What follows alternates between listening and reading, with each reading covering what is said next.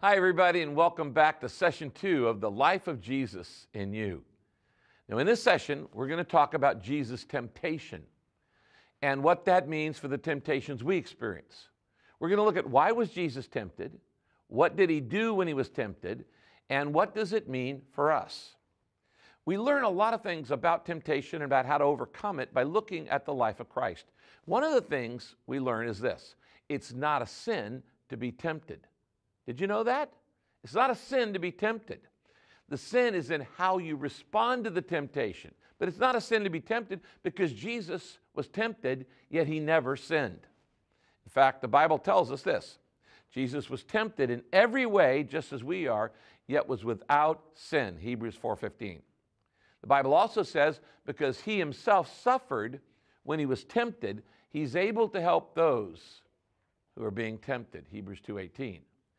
Now listen, because Jesus was tempted, he can truly empathize with us when we're tempted. God will never get angry with you when you're going through temptation. He's not going to scold you. He's not going to blame you. He wants to help you, and he's never going to give up on you because God understands what temptation's like. Now, another lesson we learned from the temptation of Jesus is that there will never be a time in your life when you outgrow it. You'll never outgrow temptation. This is a myth. Some people think that if I were just more spiritually mature, then I wouldn't be tempted anymore. But that's just not true.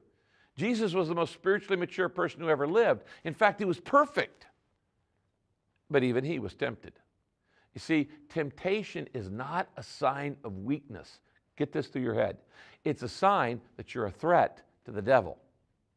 Now, there's a third lesson we can learn from Jesus' temptation, and it's this: after a spiritual high, you can always expect a spiritual test.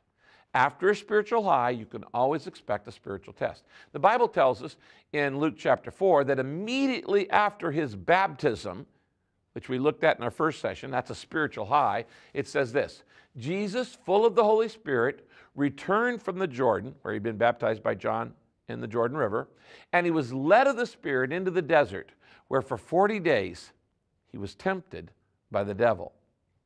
Now, after this spiritual high of his baptism came a spiritual test. After every mountaintop, there's a valley.